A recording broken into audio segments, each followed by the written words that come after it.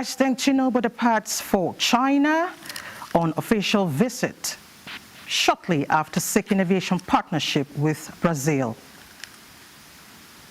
Renewed Hope Initiative partners Population Commission to promote birth registration as tool for national planning and realization of SDGs. Good governance, SGF Akume, secretaries to state governments strategize for coordinated implementation of policies. FG explains rationale behind age of entry for tertiary institutions decision. Good evening and thanks for joining us on the Network News on NTA. I am Elizabeth Omori. Benny Adams, our ever-busy businessman, will serve us some financial reports. Benny, what should we be expecting? Well, on business, the federal government gives Nigerians the opportunities to invest in its treasury bills. Details later. Of course. And our sportsman, Bade Adeleye, will also bring us some sporting reports. Bade, what's new in the world of sports? Elizabeth, it's been a good start for Nigeria at the Paralympics. And of course, the Tigers are in the news again. That's sharing. All right, do not forget to follow this newscast live on all our social handles displayed on the screen. Here's the news. President Bola Tinubu has departed Abuja for Beijing, China on an official visit. The president will have a brief layover in the United Arab Emirates, and while in China, he will meet with President Xi Jinping and hold meetings with China's business leaders on the sidelines of the Forum on China-Africa Cooperation. A statement by the Special Advisor on Media and Publicity, Ajiri Ngelale, says President Tinubu will be accompanied by senior government officials on the trip.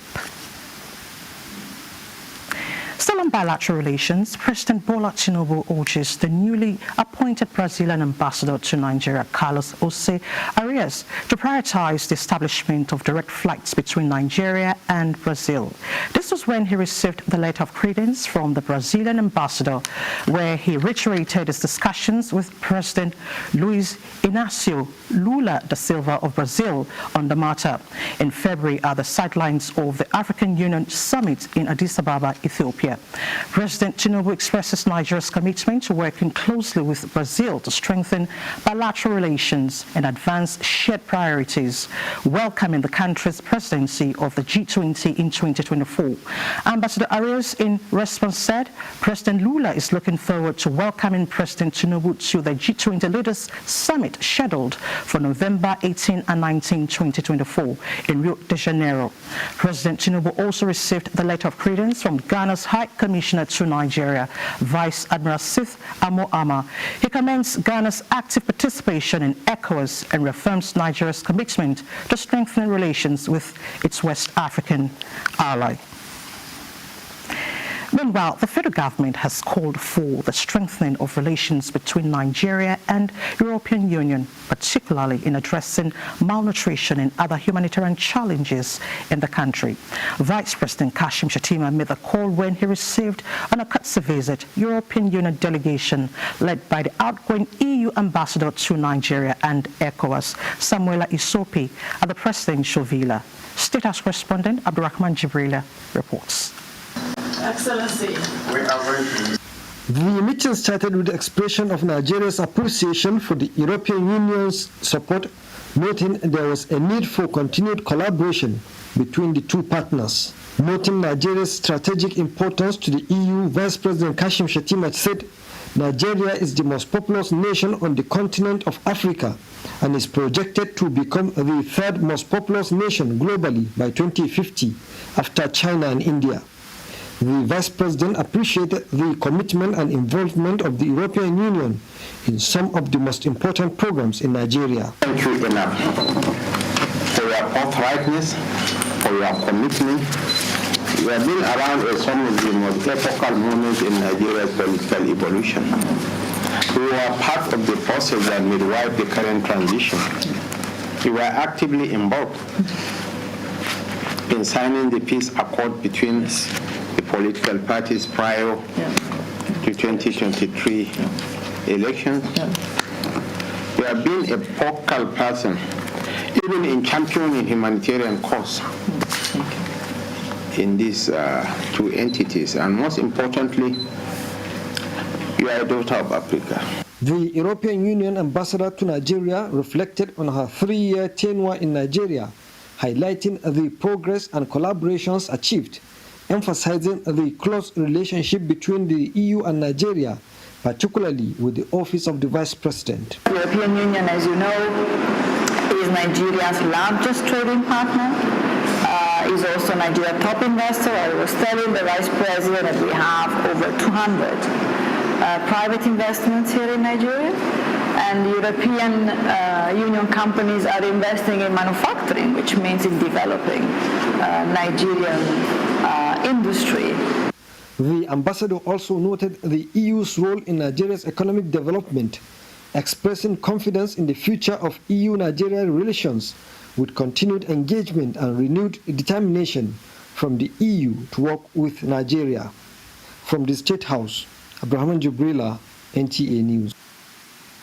And 20 Nigerian students have been offered scholarships to study at European School of Management and Technology in Berlin, Germany.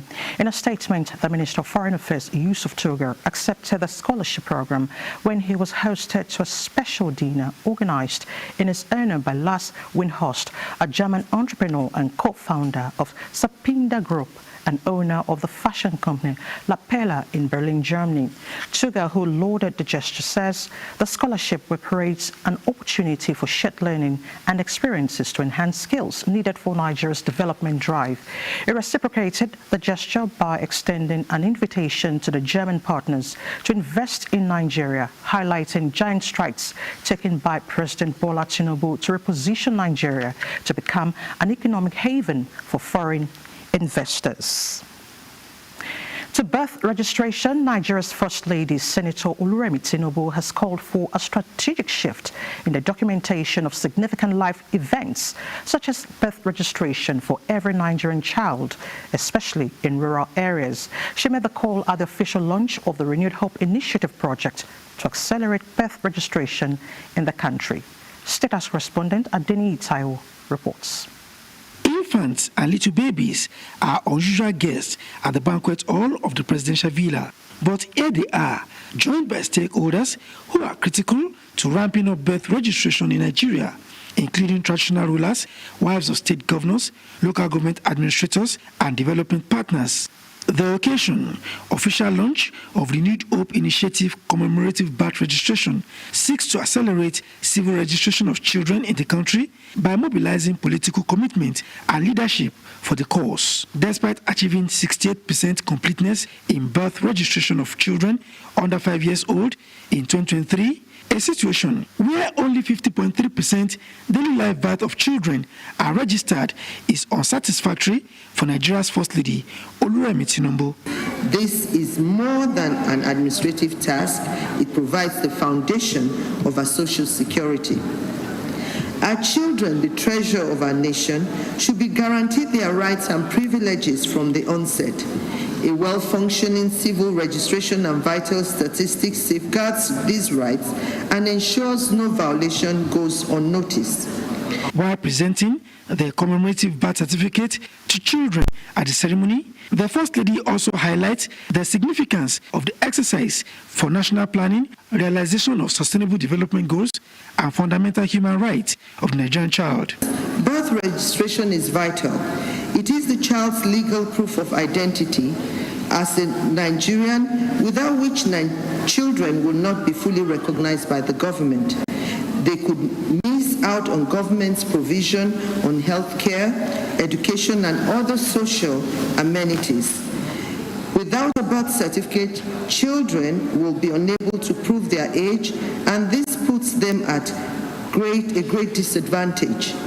I therefore encourage all parents to register the birth of their children, obtain authentic birth certificates recognized by the government. By protecting the right of every child through legal recognition, we are safeguarding them from exploitation, trafficking, and abuse. To our esteemed state governors and their first ladies, your role is vital to implementing this initiative.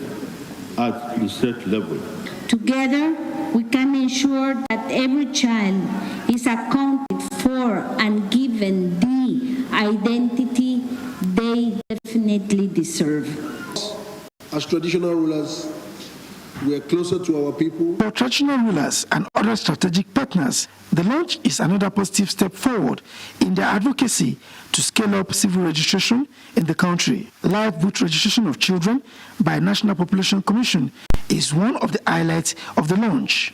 From the banquet hall of the Presidential Villa, Adini Taiwo, NTA News. Away from birth registration, the federal government will convert and rename all neuropsychiatric hospitals across the country to specialist hospitals to integrate other medical care. Haruna Mohammed reports that the Minister of State Health and Social Welfare, Tunji Alausa, stated this during his official visits to federal health facilities in Kaduna State. The minister's first port of call was the Federal Neuropsychiatric Hospital Kaduna, where he inaugurated the electronic health record system, among other projects. He was conducted around the facility by the managing director, interacting with residents on the facility on turning a new lease of life. Next is the 300-bed capacity National Eye Center Kaduna. The Minister of State inaugurated the diagnostic and laser unit as well as the optical showroom. The minister also speaks on the issue of Dr. Ganiet Papola, kidnapped 8 months ago and still in captivity. This 1 week warning strike, this is not what is going to solve it. We've made a commitment to get Dr. Papola alive. At the National Ear Care Kaduna, the minister commissioned various capital projects, including the oxygen plant. We need to also give back to our country. This president is committed to expanding and improving our human capacity index, and that's what he's doing in every sector of the economy. In all facilities visited, the minister reiterates the message of hope, a testament to the renewed hope agenda of providing quality health service and a good working environment for all. In Kaduna, I am Haruna Mohammed, NTA News. Talking education, the Minister of Education, Professor Tahir Mamman, says there is no new policy on the new minimum age of entry into tertiary institutions, rather a fortification of an existing one. This was during an engagement with leadership of the Congress of Nigerian University Academics. It says the federal government only seeks to sanitize and further strengthen the system, noting that the university system has become polarized with underage students, which makes this job more tasking for university workers. There's nowhere in Nigeria and in the world where they don't have this age voting for admission. We are bringing on board the new programs. The exemption for 6334 is that those at the lower level of the junior secondary school, will be exposed to skills training. Of the union noted that challenges impeding the smooth running of universities as they tabled issues relating to withheld salaries of members, needs assessment committee, fake certificates, 2014 Pension Act, among others. That has remained virtually stagnant since 2009 in spite of steady rise in cost of living. Even though the FG recently implemented the payment of 35% and 25% salary increment. They commended the ministry's efforts towards resolving issues in the sector. Now, issues of national concerns get towards adequate policy coordination and implementation to drive good governance for national development. Dominated discussions are the first meeting between Secretary to the Government of the Federation, George Akume, and his state counterparts in Abuja. Kenneth Nanim brings us details. Regarded as the engine room of administration, secretaries of national and sub-national governments are saddled with critical responsibilities, especially of policy coordination and implementation for effective governance. On this note, there is high expectation of performance from them. As Nigeria navigates a complex array of social, economic, environmental, and security challenges, it is imperative that we take clear, unified action across all levels of government. Former Secretary to the Government of the Federation and the President of the Senate between 2000 and 2003, Daniel Pius, in what seems more like an exposé, traced the constitutional provisions on the powers, roles, rights, as well as privileges of the SGF and the SSGs. The office of SGF-SSG should be institutionalized or protected by law.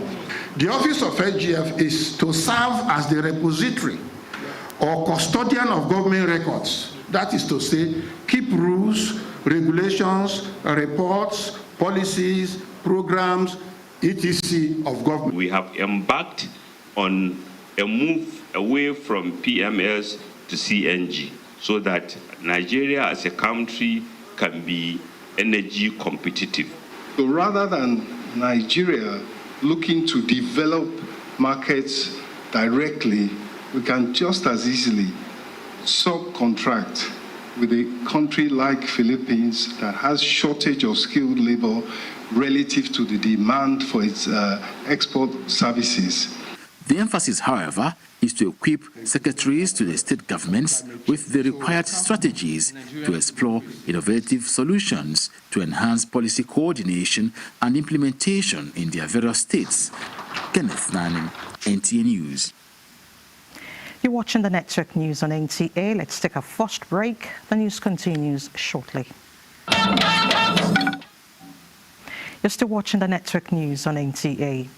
Boat Cement PLC has declared a net profit of 460 billion naira for the financial year 2023 and a target to surpass it in the following year with an outlook production projected at 9 million tons. Chairman of Boat Cement, Abdul Samad Rabiu, said the company will continue to strive to achieve its target of making cement available and affordable to end users in Nigeria and beyond. Musa Abubakar reports.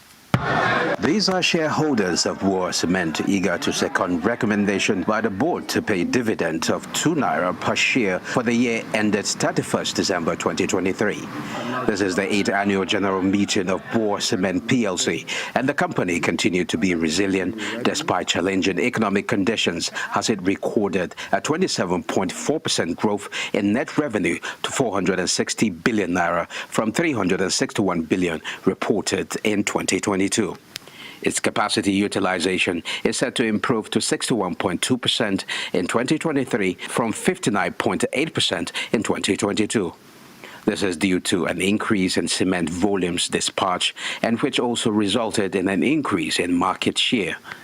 Another key achievement for the company is that its earnings before interest, taxes, depreciation, and amortization rose to 169 billion naira from 155 billion naira recorded in the prior year, though profit after tax declined by 31.2% to 70 billion naira from 101 billion naira recorded in the corresponding period of 2022. The prospect is quite good, and I believe that it's going to be much better this year and next year. But at the same time, we want to ensure that we do not have prices as high as what they were before. When we saw price of cement going to 11,000 naira. With 4 million tons of cement produced in the first half of the year, the company expects to meet its target of 9 million tons for 2024. Potentially, the price has moderated. The availability of cement into the market has also increased with the commissioning of 2 new lines during the second quarter of 2024. Those 2 lines have brought in additional capacity of 6 million metric tons per annum. War Cement said it planned to increase its visibility by deploying 400 more trucks to the southwest as its outlook looks bright with new 3 million metric tons plant at Obu, along with 70 megawatt gas power plant. In Abuja, I'm Musa Abubakar, NTA News. A support group under the ruling All Progressives Congress APC, both with President Tinubu, has appealed to the President to appoint a substantive Minister of Humanitarian Affairs. The group made the appeal during the distribution of palliatives to APC members in Onitsha South local government area of Anambra State. Franklin Onyekachi reports. 4 executive members of APC from the 17 wards that make up Onitsha South and 27 executive members from the local government area each received a 10 kg bag of rice and a cash token of 5,000 naira. It enjoined Nigerians to be patient with the administration of President Tinubu, stressing his determination to move the country forward. Mr. President has done marvelously well in addressing these issues. Look at student loans. Look at a lot of grants that are being given to, small and medium scale enterprises, to, energize their businesses. But there is a missing point here. The missing point is that most of these things Mr. President is doing are not getting down to the people. The reason being that if Mr. President has appointed a substantive ministry, a minister of humanitarian affairs, if you have such somebody in that particular ministry, irrespective of the tribe or where the person comes from, the person can be able to coordinate most of these things Mr. President is doing. What this support group did today, it will go a long way to show that there is a very great love for the president and the commander-in-chief of the armed forces, Senator Bola Ahmed Tinubu. It shows that he's doing very well. The recipients of the palliatives expressed their joy and pledged continued support for President Tinubu's renewed hope agenda. You can see the rice, at least it goes a long way in helping the family. For this, what I see, Mr. Tinubu is a man. Well, this is the first time we are seeing such a thing. Boot to boot with President Bola Tinubu commenced distribution of palliatives to APC members in the 774 local government areas in Nigeria in 2023. In Onitsha, Franklin Onyekachi, NTA News. To other news, President, Nigerian Labour Congress, Joseph Ajero says he was questioned about a particular tenant at the Labour House before he was asked to leave. Ajero spoke to NLC members at the Labour House after he returned from the office of the Deputy Commissioner of Police Intelligence Response.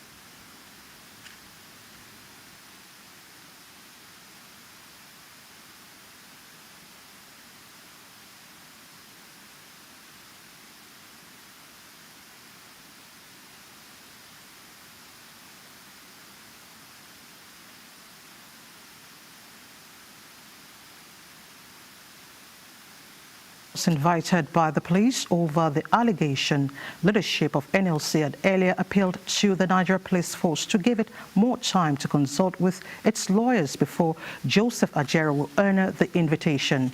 The union says the police granted the union the request, setting 29th of August for the NLC president to answer the invitation.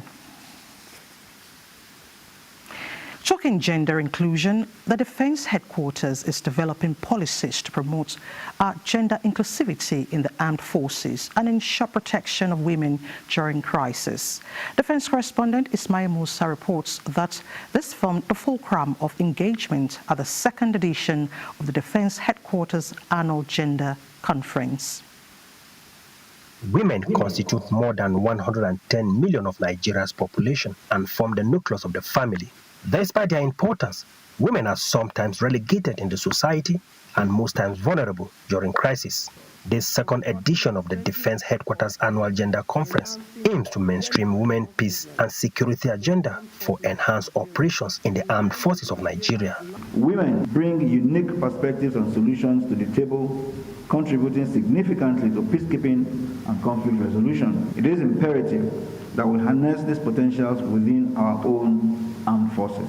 Today, we gather to acknowledge the vital role that women play in maintaining peace and security. We recognize that their contributions are not limited to the traditional gender roles. And empower women and girls. The conference will also address gender issues in national security, defense, and promote an armed forces that is more gender responsive. I am extremely pleased that the Nigerian woman now has been accorded the rights of place in a male-dominated career like the military. With the Diaspora Commission, look forward to working with you, particularly on the issue of gender. The second edition of Defense Headquarters Gender Magazine was made public at the event. In Abuja, Ismail Musa, NTA News. Away from gender inclusivity, Vice President Kashim Shettima will on Monday, 2nd of September 2024, turn 58, marking another landmark moment for him to reflect and gauge how much ground he has covered in the course of his stewardship to the nation and its people. As a leader and public servant, in a statement, the Vice President appeals to his fellow compatriots, associates, and numerous well-wishers to resist the desire to place congratulatory birthday advertisements on pages of newspapers or utilize paid channels to convey their wishes. He implores family members, friends and associates who may wish to place goodwill messages to kindly donate the funds to charity organizations and vulnerable citizens instead. Let's take another break. We'll be right back. Nice to know you're still there. Corps Marshal Federal Road Safety Corps Sheil Mohammed has launched a comprehensive capacity building program leading to the training of 1,646 personnel across the cadres and graduation of 20 junior officers. During the graduation of the junior course participants in UDI, the Corps Marshal, represented by Deputy Corps Marshal Training Chidi Okunta, maintained that the capacity building program is designed to empower staff with later skills, knowledge and best practices in road safety management. This initiative underscores the Corps Marshal's commitment to positioning FRSC as a leading road safety agency equipped to address challenges of road safety. Now, collective responsibility and behavioral change are key pathways civil society and non-governmental organizations have identified as panaceas to curbing social vices in the country. Ayodeji Makinde brings us details.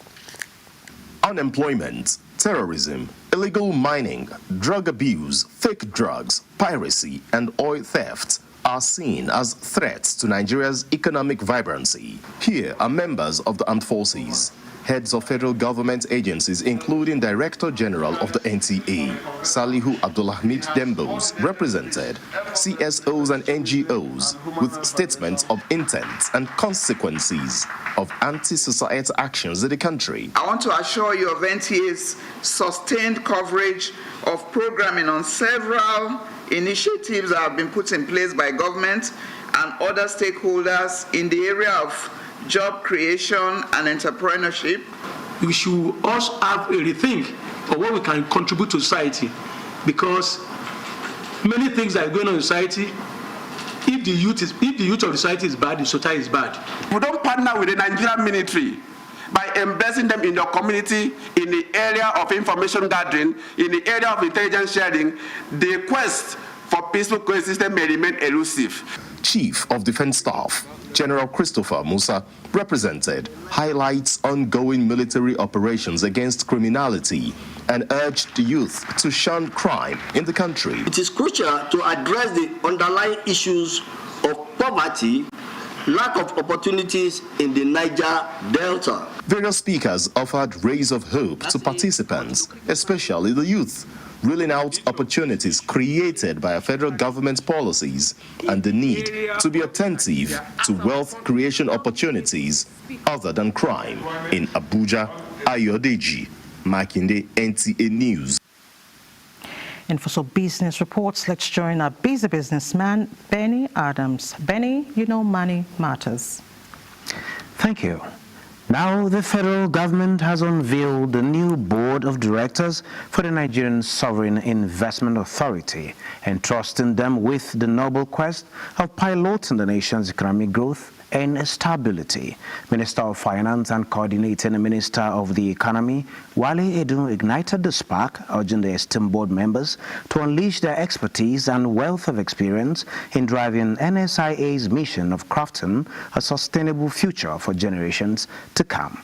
The presidential seal of approval was bestowed upon the board following an endorsement by the vice president, who chairs the National Economic Council.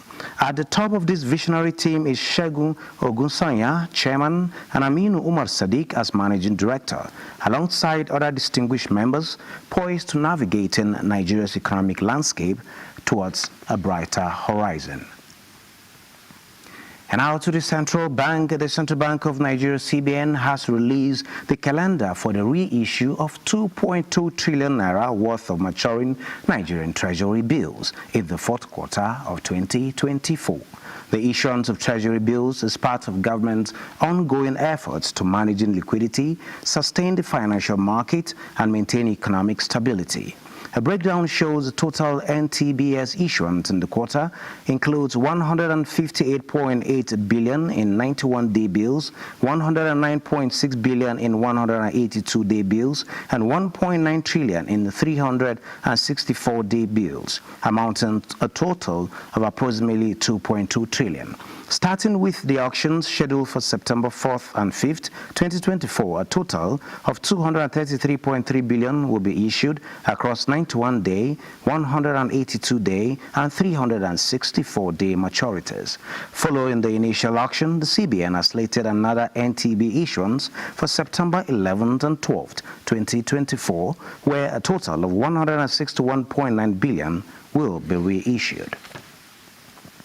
Now a look at the markets. Investors gain 117.51 billion naira as the all-share index appreciated by 0.21% to close at 96,407.88 basis points. A total of 966.9 million shares in 9,851 deals, corresponding to a market value of 7.420 billion, were traded. Today's data shows 117% improvement in volume, 64% improvement in turnover, but 3% decline in deals. The current market capitalization is 55.4 trillion naira.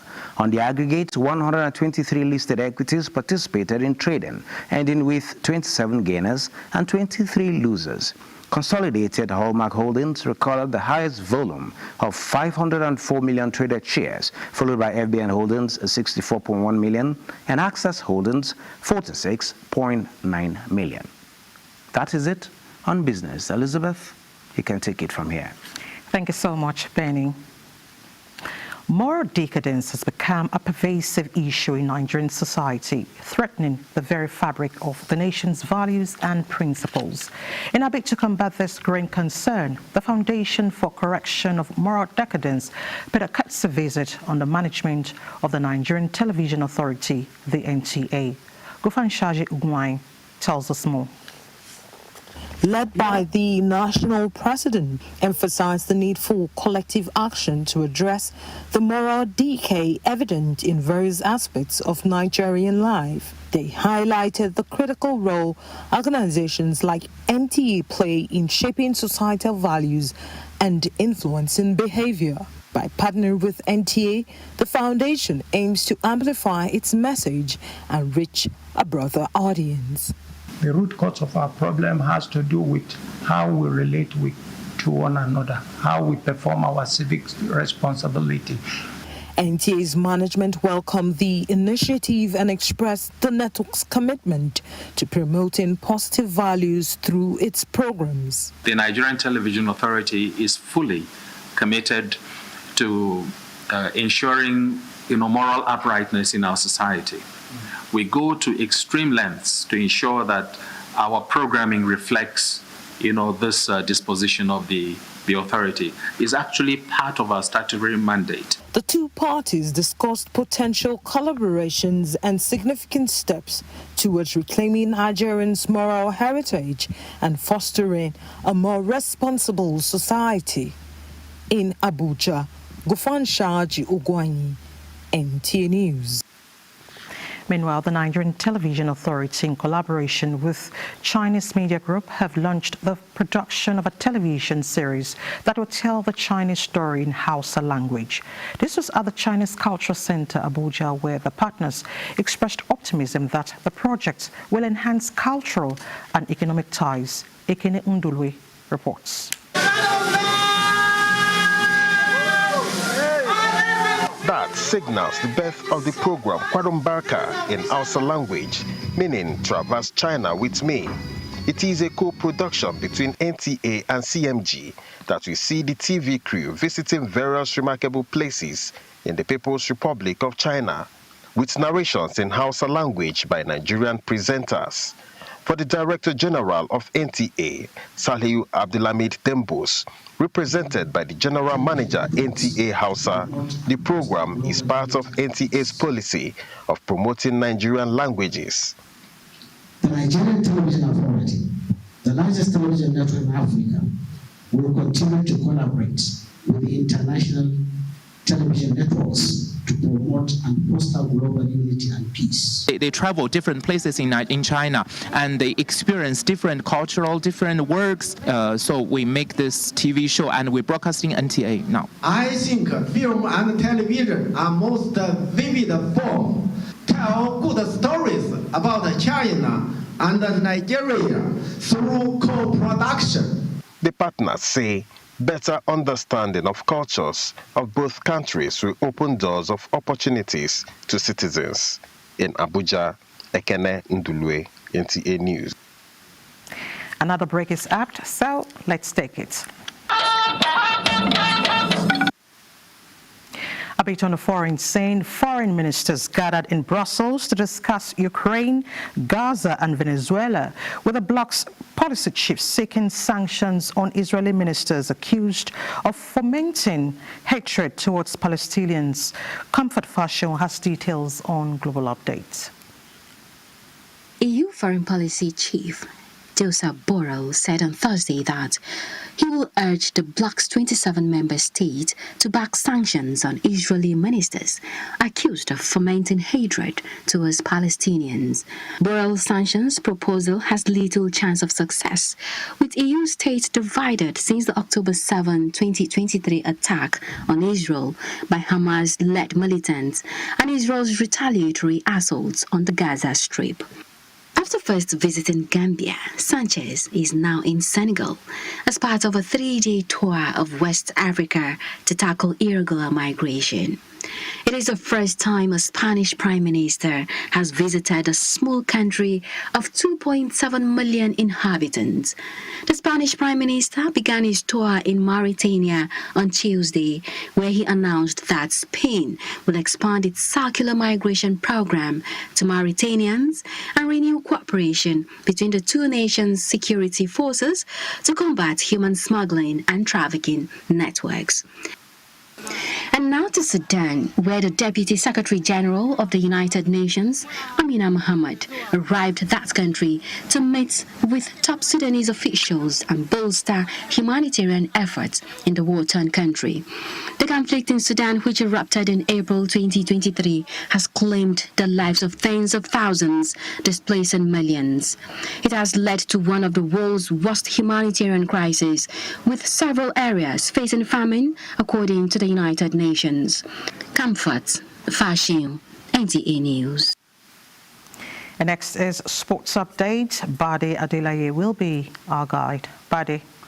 Many thanks, Elizabeth. Now let's begin with the Paralympics, as Team Nigeria's representatives in the para-badminton event at the Paralympics got off to a flying start on day one.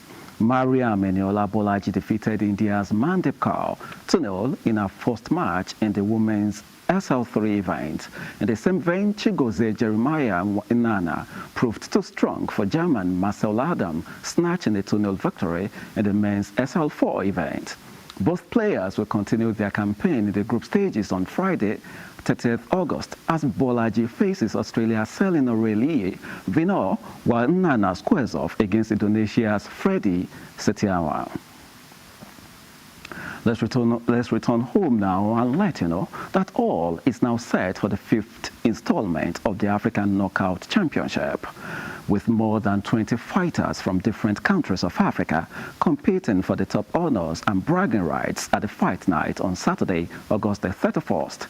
At the face-off to usher in the much-awaited fight night, the contenders who are fighting in different weight classes in the male and female categories promised a total showdown, just as they highlighted the impact AKO has had in their careers. Of course, I've trained for this, so I came to win. I'm really sure. No, for what? I'm a champ. Why will I feel threatened? Expecting nothing but win. I come here to win. that is it. I want to qualify for the next championship round. My expectations are fireworks. Saturday will be a mind-blowing event. There's lots of very good fighters alongside myself who will be competing on the AKO fight card, and fans should expect to get lots of fun, lots of explosive techniques and tactics, as well as some knockouts possibly. Well, we can't wait for that fight night. Now, let's talk basketball. After the impressive feat at the recently concluded women's basketball event at the Paris 2024 Olympics, Nigeria's senior women's basketball team, the Tigers, leaped 4 places to move into the top 10 of the FIBA women's rankings released earlier today. Previously ranked 12th before the Olympics, the African champions moved up 4 places to sit in 8th place. They once again made history by becoming the first African national team, male or female, to be ranked in the top 10. Onto a bit of football now. Liverpool have been drawn to face Real Madrid as part of the Champions League's revamped 36-team league format, while Barcelona head coach Hansi Flick will return to Germany to face his former employers, Bayern Munich. The draw, which was conducted by a combination of Gianluigi Buffon, Cristiano Ronaldo and UEFA's supercomputer, also produced heavyweight clashes, including Manchester City against Paris Saint-Germain and a repeat of last year's final between Borussia Dortmund and Real Madrid. In the competition's new system, each team will play 8 games before the knockouts, 2 more than previous years, with the final round of matches taking place on January the 29th. And that's pause for now. Let's return to Elizabeth. Thank you, Badi, for the updates. President Tinubu commiserates with elder statesman and former Minister of Defense, Professor Iya Abubakar, over the passing of his wife, Umu Abubakar, aged 78. The president states that the deceased, who was also the mother-in-law of the National Security Advisor, Malam Nuhu Ribadu, will be remembered for her devotion to God and dedication to family values. President Tinubu prays for God's mercies for the departed and urges her family to maintain the good name she left behind. And before we go, let's take a quick look at the weather outlook for tomorrow, Friday. Weather forecast with Safia Senginusa. We expect a slow-moving weather system over the northern parts of the country, which will give good amount of rainfall across the region. As a result, flash flooding is expected. As you can see from our high-impact forecast for Friday, parts of Jigawa, Yobe, Kano, and Katsina are expected to have flash flooding. As such, necessary precautions should be taken. To the forecast, thunderstorms are expected over the northeastern region during the morning hours, which is expected to move westward and affect the northwest by afternoon and evening period. Thunderstorms are also expected across the north-central region, with light rains across the southern half of the country during the morning hours and with increased intensity by afternoon and evening period. And that's our bit from here.